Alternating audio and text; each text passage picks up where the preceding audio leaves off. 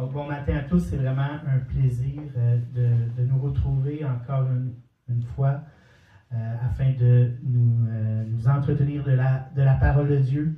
Vraiment, je suis vraiment très heureux. J'ai vraiment à cœur de voir, j'ai vraiment cette foi à l'intérieur de moi de voir Dieu agir dans nos vies encore aujourd'hui. Hein? Alléluia. Dieu est encore vivant et il fait encore de grandes choses et vraiment, nous allons voir des choses se produire à travers la parole de Dieu. Donc, ce matin, nous continuons cette série de messages sur les fondements de la foi. Hein? Et ce matin, c'est les baptêmes. Je crois qu'on a besoin, en tant que disciples de Jésus, en tant que chrétiens, de nous ancrer dans des solides fondements, afin d'avoir une foi inébranlable. Et je crois qu'on doit d'abord aller sur de l'instruction élémentaire, de la nourriture qui, en fait, on commence par le lait. On va d'abord sur la base, des essentiels de la vie chrétienne. On doit aller vers des essentiels de la vie chrétienne et c'est ce que nous faisons pour cette série de messages dans laquelle nous sommes sur les fondements. Et donc, on va continuer cette lecture dans Hébreux, chapitre 6, versets 1 à 3. C'est toujours ce même passage, mais nous regardons sur différentes bases de la foi. Hein? Donc, je vais faire la lecture pour nous aujourd'hui. C'est pourquoi, laissant les éléments de la parole de Christ, tendons à ce qui est parfait, sans poser de nouveau le fondement du renoncement aux œuvres mortes, de la foi en Dieu, de la doctrine des baptêmes, de l'imposition des mains, de la résurrection des morts et du jugement éternel. C'est ce que nous ferons si Dieu le permet. Donc, nous voyons ici encore aujourd'hui une énumération des doctrines de la foi, des doctrines chrétiennes de la foi qui sont essentielles, que nous devons connaître. Hein, donc, la semaine passée, il y a 2 semaines, nous avons vu le salut, la repentance, la justification, la sanctification, la foi qui sauve, le don surnaturel de la foi, l'amour du Père et l'appel de Dieu. C'est tous des sujets que nous avons regardés les 2 dernières semaines. Et ce matin, je veux élaborer un petit peu sur le sujet des baptêmes.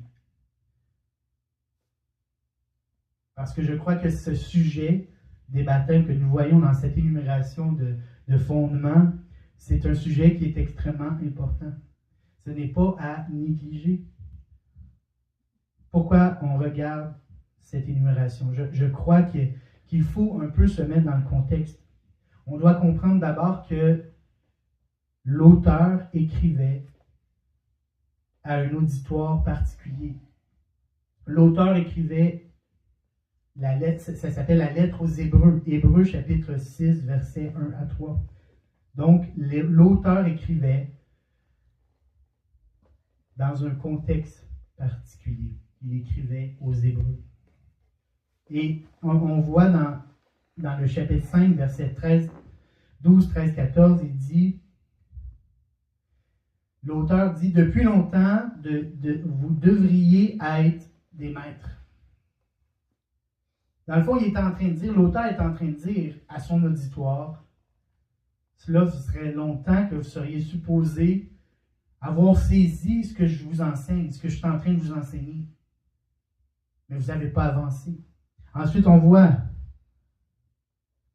vous êtes venus à avoir besoin toujours de boire toujours les mêmes choses. Toujours besoin du même lait. Assez que Dans le fond, l'auteur, il dit, vous seriez supposé être capable d'avoir un certain jugement comme un adulte, mais vous êtes encore comme des enfants. L'auteur est en train de dire, plutôt que d'avancer, vous reculez. Et donc l'auteur, il dit, sans poser de nouveau, mais je crois que en tant que chrétien, on doit saisir les fondements, les essentiels, pour vraiment rentrer pleinement dans l'appel que Dieu a pour nous. Nous devons savoir que dans le contexte dans lequel la lettre a été écrite, les Hébreux, eux, étaient en train de revenir au rituel. Dans le fond, c'était des Hébreux. Ils connaissaient la loi de Moïse d'une manière par cœur.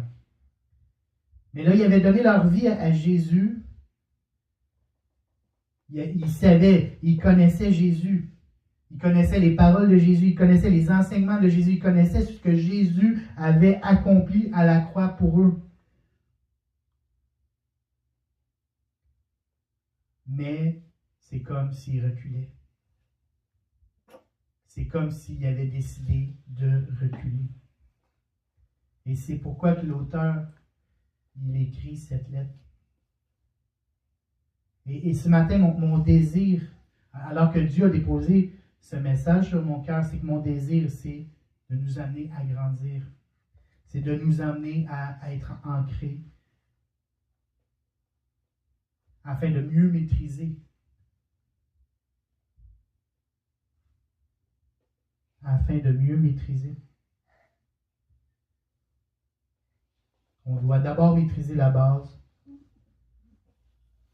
Et tranquillement, on va pouvoir aller plus en profondeur.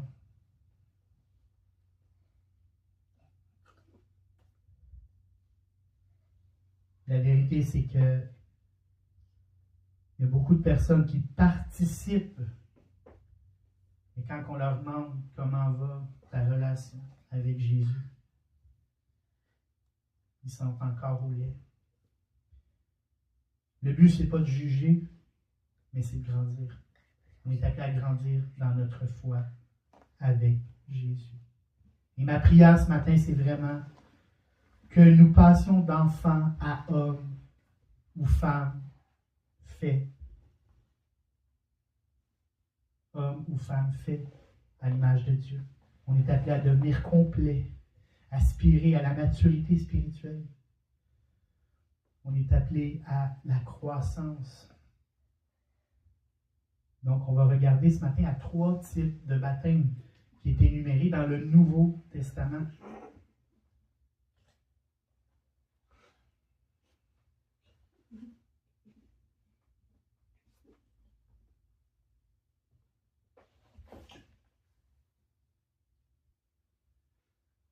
Donc, on voit au chapitre 6 qu'il y a le terme baptismum qui veut vraiment dire par rapport au baptême. Mais c'était un mot qui était utilisé, c'était au pluriel. Donc, il se distingue ce mot-là de les fois où il est utilisé par rapport, par exemple, au baptême de Jean le Baptiste ou les baptêmes quand Jésus, les disciples faisaient les baptêmes, c'était pas ce terme-là qui était utilisé. Donc il y a une distinction parce que justement l'auteur était en train de leur dire que vous êtes en train de revenir à des rituels que Dieu ne vous a pas demandé.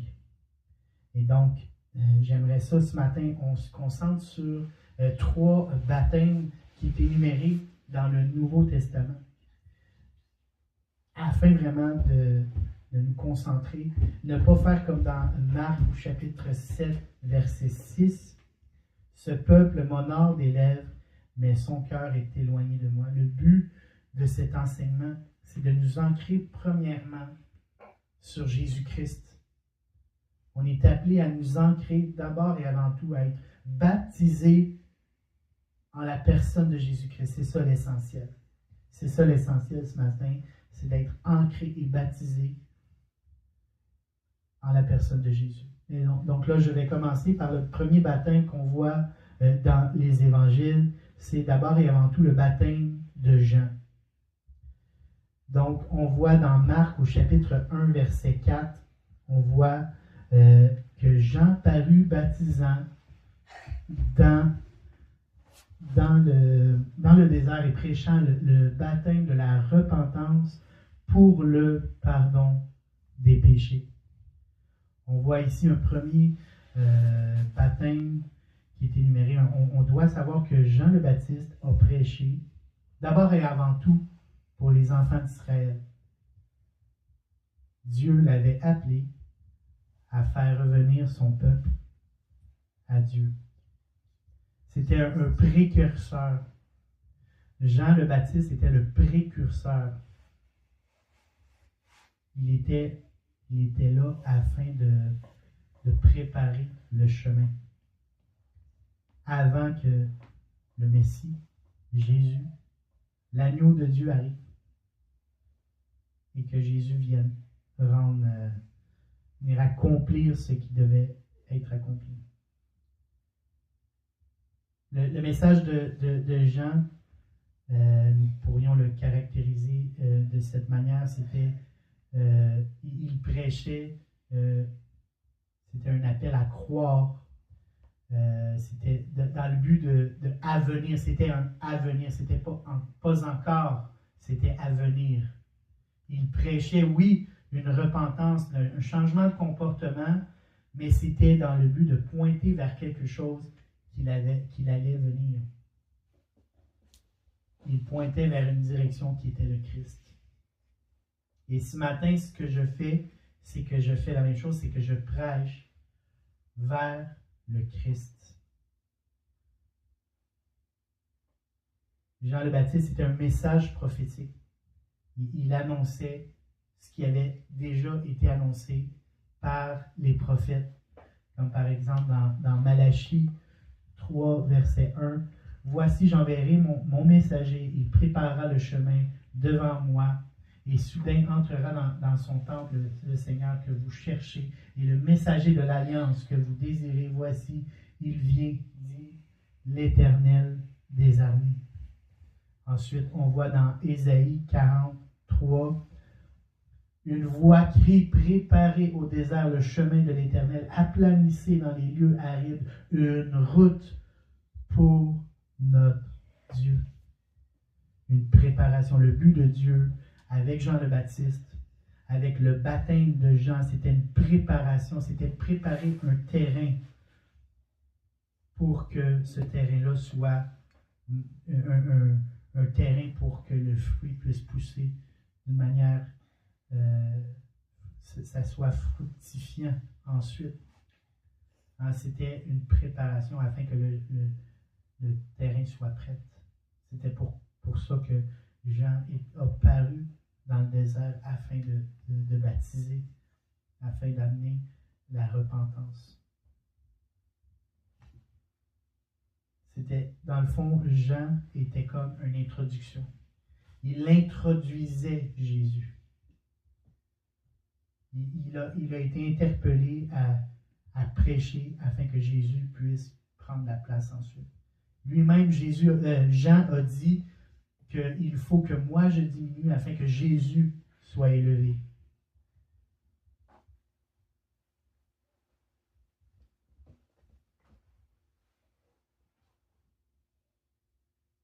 Et ce matin, ma prière, c'est qu'on aille au-delà de Jean, qu'on aille au-delà de ce message. Hein, parce que oui, c'est important, le message du baptême de la repentance de Jean le Baptiste, mais ce qu'on est appelé, c'est à aller au-delà. Ce matin, ce n'est pas seulement de recevoir un appel à la repentance, mais c'est un appel à recevoir le pardon et la grâce qui va avec le deuxième et le troisième baptême, parce qu'on va aller plus loin. Deuxième baptême que je veux faire ressortir ce matin, c'est le baptême chrétien. C'est le baptême à propos de Jésus. C'est Jésus qui l'a d'une certaine manière introduit avec ses disciples. On voit dans Matthieu chapitre 28, verset 19, « Allez, faites de toutes les nations des disciples, les baptisant au nom du Père, du Fils et du Saint-Esprit. » On voit que pour ce deuxième type de baptême que nous regardons ce matin, c'est le baptême du chrétien immergé dans l'eau. Ce baptême-là, il a comme pour but d'indiquer ce qui s'est passé à l'intérieur. Ce qui se distingue avec le premier baptême qu'on a vu à propos de Jean, le baptême de Jésus, en fait ce qui est de similitude. Ce qu'il y a de similitude, c'est à propos d'un choix. Tu as un choix à faire. Pour aller dans les eaux du baptême chrétien, c'est à propos d'un choix. Ensuite, il y a une confession qui se fait et c'est immergé dans l'eau. Les deux baptêmes sont similaires par rapport à ça. Il y a le choix, la confession et l'immersion dans l'eau. Mais ensuite, il y a par contre certaines choses qui se distinguent, qui sont différentes. D'abord, c'est à propos que Jean le Baptiste ne baptisait pas au nom du Père, du Fils et du Saint-Esprit. Jean ne faisait que baptiser pour la repentance. C'était pas dans le Père, le Fils et le Saint-Esprit. Il le faisait seulement afin de préparer le chemin, afin que le peuple d'Israël puisse se préparer à accueillir le roi des rois.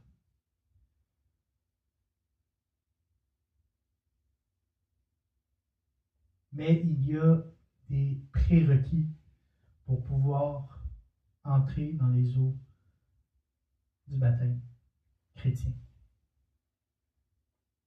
J'aimerais ça qu'on les regarde ensemble ce matin aujourd'hui. D'abord, il y a dans Jean chapitre 3, verset 3, Jésus lui répondit, « En vérité, je te le dis, si un homme ne naît de nouveau, il ne peut voir le royaume de Dieu. » Donc, première chose, c'est que pour aller dans les eaux du baptême, il est essentiel d'avoir expérimenté ce qu'on appelle naître de nouveau, naître d'en haut ou naître de l'esprit.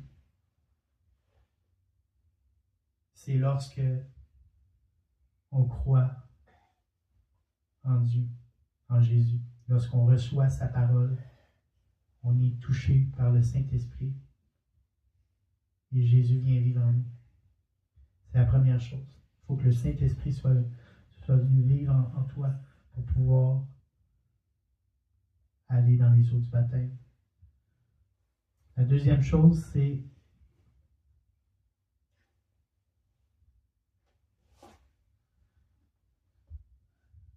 après avoir entendu ce discours, ils eurent le cœur vivement touché et ils dirent à Pierre et aux autres apôtres, « Hommes, frères, que ferons-nous » Pierre leur dit, « Repentez-vous que chacun de vous soit baptisé au nom de Jésus-Christ pour le pardon de vos péchés et vous recevrez le don du Saint-Esprit. » Donc la chose ici que je veux faire ressortir dans ce passage-là, qui est la deuxième chose, c'est être vivement touché.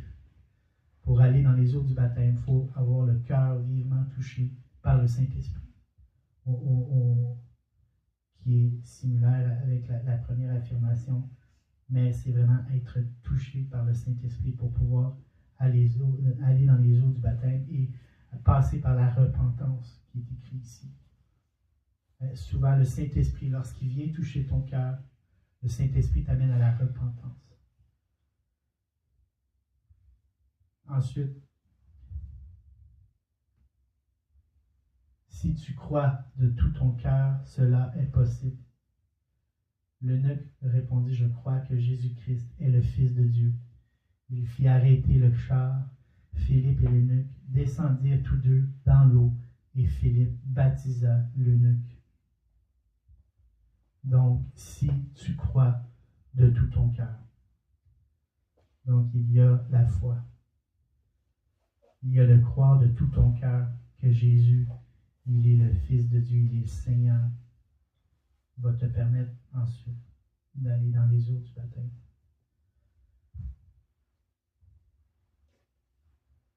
Ensuite, on voit, si tu confesses de ta bouche le Seigneur Jésus, et si tu crois dans ton cœur que Dieu l'a ressuscité des morts, tu seras sauvé.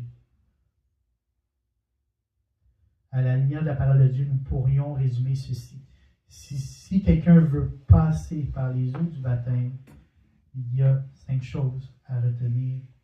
Naître de nouveau, faire l'expérience de la repentance, avoir le cœur vivement touché, croire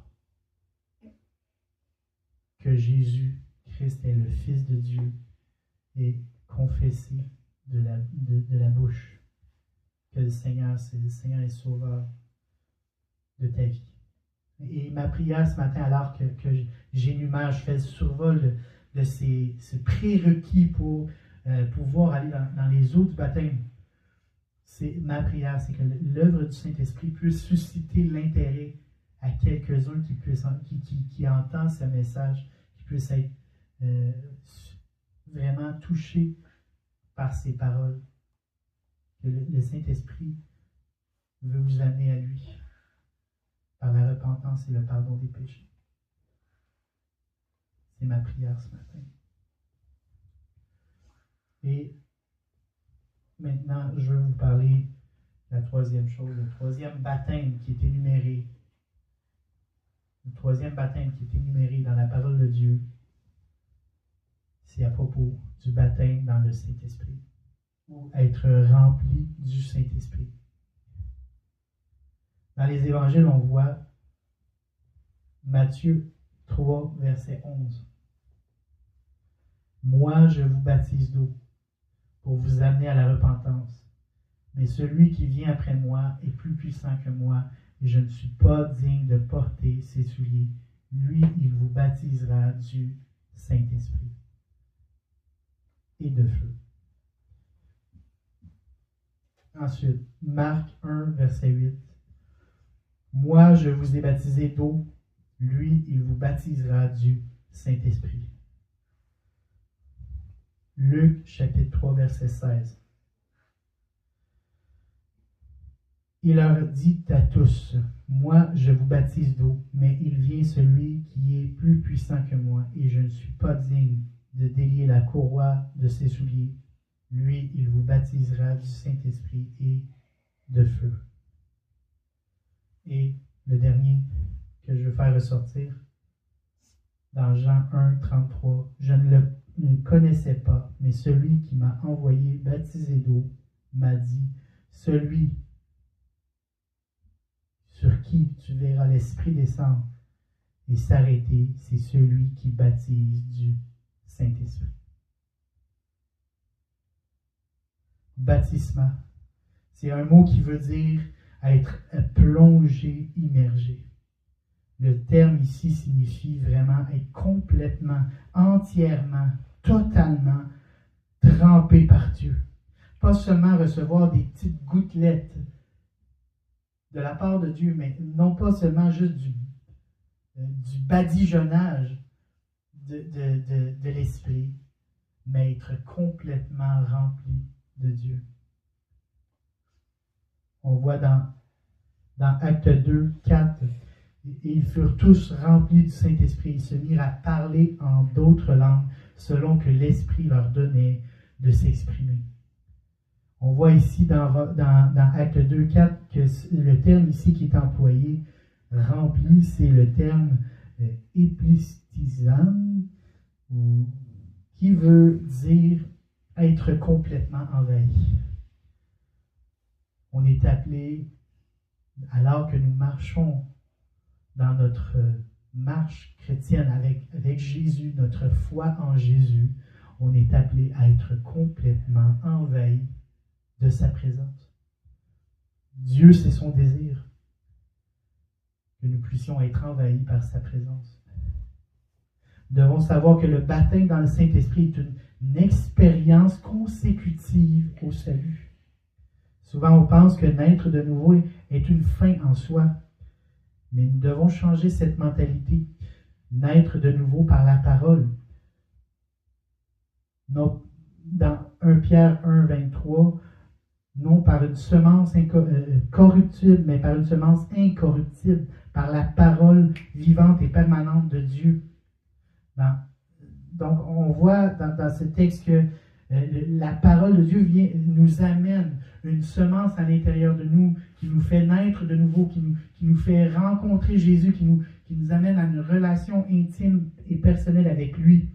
Mais ensuite, on est appelé à être envahi de sa présence. On voit dans Jean chapitre 14, « Mais celui qui boira de l'eau que je lui donnerai n'aura jamais soif. Et l'eau que je lui donnerai deviendra en lui une source d'eau qui jaillira jusque dans la vie éternelle. » Le premier miracle, on appelle ça de s'abandonner à la parole par la foi, croire en ce qu'il a fait sur la croix. Sa mort, sa résurrection nous rend juste. Le Saint-Esprit vient vivre en nous. Alléluia. Mais il y a plus. Dans Jean chapitre 7, verset 37, « Si quelqu'un a soif, qu'il vienne à moi et qu'il boive. Celui qui croit en moi, des fleuves d'eau vive couleront de son sein, comme dit l'Écriture. » Dans Luc, on voit chapitre 24, verset 48. « Vous êtes témoins de ces choses. Et voici, j'enverrai sur vous ce que mon Père a promis. Mais vous restez dans la vie jusqu'à ce que vous soyez revêtus de la puissance d'en haut. » On voit dans Acte 1, 8. « Mais vous recevrez une puissance, le Saint-Esprit survenant sur vous, et vous serez mes témoins à Jérusalem, dans toute la Judée, dans toute la Samarie, jusqu'aux extrémités de la terre. » Jésus parlait à ses disciples. Jésus parlait à ses disciples qui croyaient en Jésus. Jésus parlait à ses disciples qui avaient été vivement touchés pendant 3 ans, qui étaient avec eux, qui entretenaient une relation avec lui. Jésus leur disait, « Vous avez besoin de plus. » Et le Père l'a promis. Le Père l'a promis, et cette parole qui avait été promise, c'est dans Joël 2, 28. « Après cela, je répandrai mon esprit sur toute chair. Vos fils et vos filles prophétiseront. Vos vieillards auront des songes et vos jeunes gens des visions. Même sur les serviteurs, sur les servantes. Dans ces jours-là, je répandrai mon esprit. » On voit que Pierre qui lève la voix et qui annonce la même chose de Joël au chapitre 2, dans Acte 2, 16. Il dit la même chose, il prononce cette même parole, que le Saint-Esprit devait descendre sur ses disciples. Et c'est encore aujourd'hui, c'est la même chose. Le Saint-Esprit est appelé à descendre. En fait, on est appelé à croire que le Saint-Esprit va descendre. Notre appel à nous, c'est de croire que le Saint-Esprit va descendre. Et comparativement aux disciples de l'époque, c'est qu'on n'a plus besoin d'attendre à Jérusalem pour le recevoir. Jésus a dit que les vrais adorateurs adoreront Dieu en esprit et en vérité. On n'a plus besoin d'attendre avant que le Saint-Esprit descende. On a juste à l'attendre simplement par la foi et il va descendre. On n'a pas besoin de jeûner, on n'a pas besoin de faire quoi que ce soit. On a juste besoin de croire. Dans Marc 16, verset 17, « Voici les miracles qui accompagneront ceux qui auront cru en mon nom. Ils chasseront les démons, ils parleront de nouvelles langues. » Il y a une évidence. Lorsque le Saint-Esprit vient et prend la place, il change l'atmosphère. Il vient, il nous remplit, il manifeste sa présence. On voit dans Acte 2, chapitre 4, encore une fois, on voit ce verset qui nous dit qu'ils furent tous remplis du Saint-Esprit et il y a quelque chose qui s'est manifesté ensuite. Le langage de Dieu s'est manifesté. La présence de Dieu s'est manifestée. Dieu est encore vivant, encore aujourd'hui.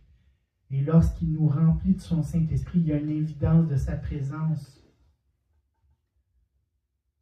Dans Acte 10, verset 44, on lit comme quoi que Pierre, alors qu'il prononçait encore ces mots, le Saint-Esprit est descendu sur tous ceux qui écoutaient la parole. Tous les fidèles circoncis qui étaient venus avec Pierre furent étonnés de ce que le don du Saint-Esprit était aussi répandu sur les païens, car ils les entendaient parler en d'autres langues et glorifiaient Dieu. Il y a un mot ici qui veut dire, lorsqu'il est écrit le Saint-Esprit qui descend, c'est épipicto, qui veut dire, je ne sais pas si je l'ai prononcé comme il faut, mais ça veut dire tomber, saisir, embraser, faire ressentir sa présence d'une manière forte. On voit que le Saint-Esprit a cette caractéristique que lorsqu'il intervient, il fait changer l'atmosphère. C'est ce qu'il a fait dans la maison de Corneille, dans ce verset-là, dans ce chapitre-là. Et Jésus avait dit à ses disciples que sans lui, on ne peut rien faire. On a besoin du Saint-Esprit, on a besoin du Paraclète. On a besoin, 2000 ans plus tard, à plus forte raison, on a besoin de la présence de Dieu dans nos vies. Il y a une évidence que lorsque le Saint-Esprit, je le répète encore, il y a une évidence que lorsque le Saint-Esprit vient et nous remplit, il y a une manifestation de la présence de Dieu. Et alors que je termine ce matin, j'ai vraiment à cœur ce matin de juste faire 2 appels ce matin, alors qu'on a les yeux fermés. Faire 2 appels ce matin.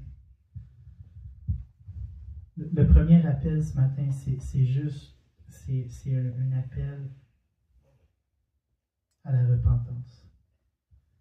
Un appel ce matin à la repentance et à la réception de la grâce. C'est un appel à croire en la parole qui est annoncée, croire en la parole de Dieu. Parce que Dieu, il est vivant et il parle encore aujourd'hui. Dieu, il n'a pas arrêté de parler. Dieu, il n'a pas cessé. Il n'a pas expiré, Dieu. Dieu est resté le même. Et il a le même désir de communiquer sa grâce ce matin. Il a le même désir ce matin, alors que tu entends cette parole, de vouloir te toucher. Là où tu es. Et ma prière ce matin, c'est Seigneur Dieu, je te demande pardon pour mes péchés. Et Seigneur, viens me pardonner. Je reconnais ce matin ce que tu as fait sur la croix pour mes péchés. Je reconnais sur la croix que tu es mort pour mes péchés et par tes meurtrissures que que je suis guéri ce matin. Je suis délivré ce matin. C'est l'appel qu'il y a ce matin sur mon cœur. C'est une prière. Simplement de demander à Dieu pardon. Seigneur Dieu, je te demande pardon ce matin. Dans le nom de Jésus. Et la deuxième appel que j'ai sur mon cœur, c'est un appel à avoir le cœur réceptif. Le cœur réceptif à recevoir ce que Dieu a à donner. Parce que Dieu a un désir de vous donner ce matin. Dieu a un désir de vous donner le Saint-Esprit. Que ce soit en recevant de cette parole ou en lisant votre Bible, en priant. Dieu a un désir de vous baptiser de son Saint-Esprit ce matin. Il veut vous baptiser du Saint-Esprit par la foi. Juste recevoir. Dans le nom de Jésus. Dans le nom de Jésus, je reçois. Je reçois cette parole. Au nom de Jésus. Amen. Amen.